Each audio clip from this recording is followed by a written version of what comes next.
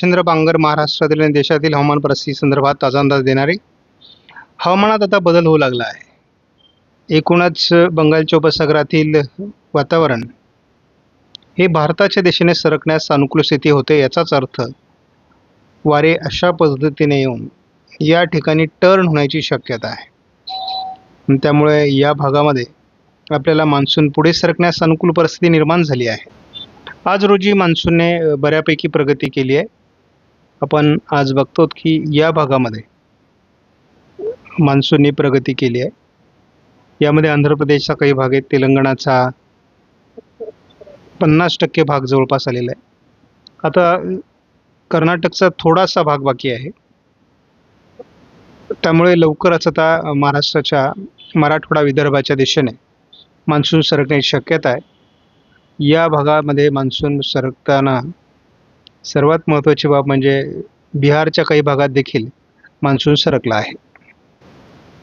सध्या आपण बघतो की वारे हे कोरड्या स्वरूपामध्ये या ठिकाणाहून काही प्रमाणात येत आहेत आणि ते भारताच्या या भूभागावर सरकत आहेत आणि पर्यायाने मान्सून पुढे सरकण्यात थोड्या मर्यादा येत आहेत. या ठिकाणी एक सायक्लोनिक सर्क्युलेशन आहे. त्याच वेळेस आपण बघतो की वारे काही प्रमाणात अशा पद्धतीने देखील येत आहेत आणि या ठिकाणाहून वारे या पद्धतीने सरकत आहेत आणि आता हे वारे या ठिकाणी टर्न होऊन जेव्हा भारतावर येतील आणि ताकदीने भारताच्या भूभागावर प्रवेश करतील तेव्हाच पावसाचं प्रमाण वाढणार आहे. मान्सून महाराष्ट्रामध्ये कसा प्रवेश करू शकतो, कोणत्या तारखेला?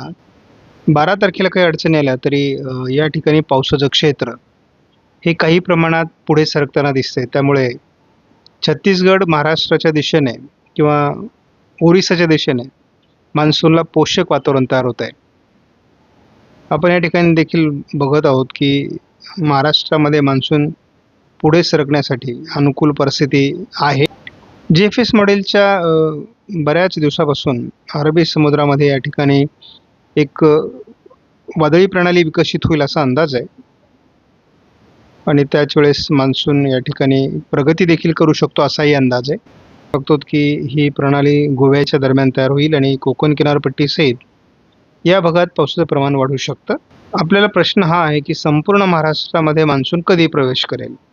तर या ठिकाणी आपल्याला साधारण 17 तारखेला असं दिसतंय की मान्सून महाराष्ट्र व्यापण्याकरता पुढे सरकू शकतो. 18 तारखेला उरला सुरलेला जो काही भाग असेल तोही मान्सून महाराष्ट्रात कव्हर करेल असा अंदाज आहे. GFS मॉडेलच्या अंदाजानुसार महाराष्ट्राच्या पुढे मान्सून प्रगती करेल 19 तारखेपासून पुढे. म्हणजे याचा अर्थ संपूर्ण महाराष्ट्र व्यापण्याकरता 20 तारखेपर्यंतचं वातावरण अतिशय पोषक आहे आणि साधारणपणे आपण यामध्ये दिसतोय की थोडा मध्य प्रदेशचा भाग किंवा गुजरातचा भाग या ठिकाणी कव्हर होऊ शकतो. त्यामुळे साधारणपणे आपण असं गृहीत धरूया की 19 ते 20 तारखेपर्यंत संपूर्ण महाराष्ट्र मान्सून व्यापू शकेल. अंदाज आपल्याला थोडा ECMWF मॉडेलनुसार बघायचा आहे. तर आपल्याला एक पहिली शुभ संकेत या ठिकाणी असे आहेत की कोकण किनारपट्टीला वातावरण चांगलं आहे.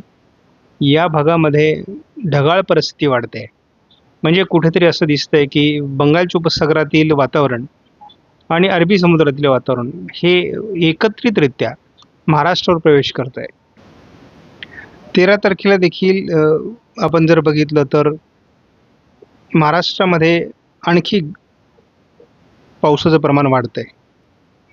म्हणजे थोडक्यामध्ये मान्सूनची प्रगती होण्याकरता विदर्भाच्या दिशेने आणि कोकणाच्या दिशेने वातावरण बळकट बनत आहे. मात्र 14 तारखेला या वातावरणात व्यत्यय येतोय. त्यामुळे 14 तारखेपर्यंत मान्सून पुढे सरकू शकत नाही. 15 तारखेला मान्सूनला पुढे सरकण्यात व्यत्यय आहे. 16 तारखेला महाराष्ट्रात मान्सून पुढे सरकण्यात व्यत्यय पावसाच्या दृष्टीने दाखवण्यात आलाय. 17 तारखेला घडणारी घटना म्हणजे पूर्वेकडील मान्सून विदर्भात प्रवेश करू शकतो हा माझा वैयक्तिक अंदाज आहे. 18 तारखेला एक कमी दाबाचं क्षेत्र मान्सून सहित पूर्व शाखेला महाराष्ट्रातून आणि त्याच वेळेस कोकणातून देखील पुढे सरकण्यास कारणीभूत ठरेल आणि या पद्धतीने मान्सून 18 तारखेला महाराष्ट्रात प्रवेश करेल. 19 तारखेला देखील मान्सूनची मोठी प्रगती आणि पावसाचा मोठा प्रभाव विदर्भ मराठवाड्यावर तयार होतोय. 20 तारखेला यामध्ये थोडा जरी व्यत्यय असला तरी मान्सूनची बऱ्यापैकी प्रगती 20 तारखेपर्यंत अपेक्षित आहे. 21 तारखेला मान्सून महाराष्ट्र ओलांडेल असं माझं व्यक्तिगत संशोधन आहे. आणि 22 तारखेपासून एकदा मान्सून पूर्णतः महाराष्ट्र व्यापेल आणि महाराष्ट्रात सर्वदूर पेरणीयोग्य पाऊस होईल. समजा 14 तारखेपर्यंत फारशी प्रगती नाही. 16 तारखेला थोडं विदर्भाकडून अनुकूल वातावरण आहे. 18 तारखेला मात्र महाराष्ट्रात मान्सून प्रवेश करू शकतो पूर्व विदर्भाकडून आणि कोकणाकडून देखील. 20 तारखेला महाराष्ट्राच्या बहुतांश भागात मान्सून प्रवेश करेल आणि 21 आणि 22 तारखेला मान्सून महाराष्ट्र ओलांडेल असा आपला प्राथमिक अंदाज आहे. फार तर नंदुरबार, धुळे, जळगावच्या भागामध्ये 25 तारखेपर्यंत तो कोपरा, कारण गुजरातचाही त्यामध्ये भाग येतो, तर हा कव्हर होईल. दरम्यान पूर्व शाखा ही दिल्लीपर्यंत पोहोचण्याची शक्यता नाकारता येत नाही, कारण या ठिकाणी गुजरात आणि राजस्थान या पश्चिमी शाखेमुळे उशिरा कव्हर होतील, परंतु पूर्व शाखा ही अतिशय गतिमान पद्धतीने पुढे सरकण्याची शक्यता आहे. उद्या देखील महाराष्ट्रामध्ये तुरळक पावसाची शक्यता आहे. 13 तारखेला थोडं पावसाचं प्रमाण कमी आहे. विदर्भात पावसाची शक्यता आहे. 14 तारखेला विदर्भात पावसाची शक्यता आहे. 15 तारखेला जरा विदर्भाकडून पावसाचं प्रमाण वाढेल. बऱ्याच प्रमाणात पावसाचा किंवा पूर्व शाखेचा असं आपण म्हणू प्रभाव हा विदर्भाकडून वाढण्याची शक्यता आहे. आणि त्याचबरोबरीने कोकण किनारपट्टीकडून देखील मुंबईच्या बाजूने पावसाचं प्रमाण वाढू शकतं. त्यामुळे विदर्भ मराठवाड्याच्या काही भागात 17ला जोरदार पाऊस असेल उशिरापर्यंत. हा पाऊस 18लाही असण्याची शक्यता आहे. अगदी बीड, सोलापूर, अहिल्यानगर पूर्व, संभाजीनगर, बुलढाणा, जळगावपर्यंत. आणि 19 तारखेलाही काही प्रमाणात हे वातावरण असणार आहे. परंतु मान्सून हे 19-20 तारखेपर्यंत महाराष्ट्र कव्हर करू शकतो. यावर्षी एक गोष्ट लक्षात घ्या की यावर्षी मान्सून बरोबर पाऊस असेलच असं नाही, कारण मान्सूनचे वारे देखील पुढे सरकू शकतात. आणि बऱ्याचदा असं होतं की मान्सून आला तर पाऊस का नाही, तर पाऊस म्हणजे मान्सून नाही, तर विशिष्ट दिशेने, विशिष्ट वेगाने, विशिष्ट बाष्पाच्या प्रमाणामध्ये, विशिष्ट उंचीवरचे वारे हे मान्सूनचे वारे असतात. आणि हे मान्सूनचे वारे पोहोचले म्हणजे आपण मान्सून पोहोचला असं म्हणतो. जेव्हा एखादी वादळी प्रणाली, एखादी चक्राकार स्थिती, एखादा कमी दाब, एखादं डिप्रेशन तयार होतं, तेव्हा या मान्सूनच्या वाऱ्यामध्ये पावसाचं प्रमाण वाढतं आणि मग मान्सून सक्रिय झाला असा आपण शब्दप्रयोग वापरतो. त्यामुळे असा अंदाज आहे की 20 तारखेपर्यंत महाराष्ट्र संपूर्णपणे मान्सून व्यापेल आणि मग एकदा मान्सूनने महाराष्ट्र व्यापला की 21, 22, 23 आपल्याला असं जबरदस्त पावसाळी वातावरण महाराष्ट्रामध्ये असण्याची शक्यता आहे. त्यामुळे आपण फार पुढचा अंदाज बघण्याची आवश्यकता नाही, परंतु 21, 22, 23 आपल्याला महाराष्ट्रामध्ये मान्सून पूर्णपणे पोहोचेल आणि त्यापुढे म्हणजे मान्सून महाराष्ट्रातूनही पुढे जाईल आणि मग 21, 22, 23, 24 असं भरपूर पावसाळी वातावरण महाराष्ट्रामध्ये राहण्याची शक्यता आहे.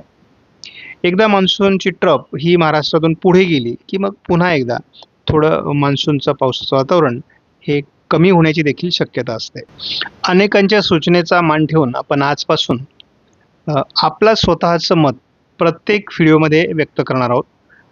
आता आपण जर सध्या बघितलं तर मान्सून हा साधारणपणे या भागापर्यंत काही प्रमाणात पोहोचला आहे आणि आपल्याला माहिती आहे की तो आता यापुढे म्हणजे पुढच्या टप्प्यामध्ये तो साधारण 17 तारखेच्या दरम्यान या पद्धतीने पुढे सरकेल. साधारण 19च्या दरम्यान हा भाग येईल. 20 आणि 21 असा हा पूर्ण भाग घेईल. म्हणजे साधारण आपण या ठिकाणी बघतो ही 17 तारीख आहे, इथे इथे 19 तारीख आहे, इथे 20 आणि इथे 21 तारखेपर्यंत साधारणपणे आपला अंदाज आहे की 21-22 तारखेपर्यंत संपूर्ण महाराष्ट्र हा मान्सूनने व्यापलेला असेल. हा आपला एक सारांश आहे या व्हिडिओमधला.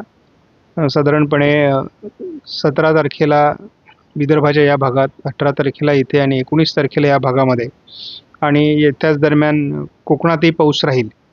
आणि या ज्या आपण रेषा मारलेल्या आहेत या भागामध्ये मात्र पावसाचं प्रमाण थोडं कमी राहण्याची शक्यता आहे. हा आपला या व्हिडिओचा सारांश आहे. आपल्याला व्हिडिओमधील माहिती महत्त्वपूर्ण वाटल्यास, म्हणजे थोडक्यामध्ये आपल्या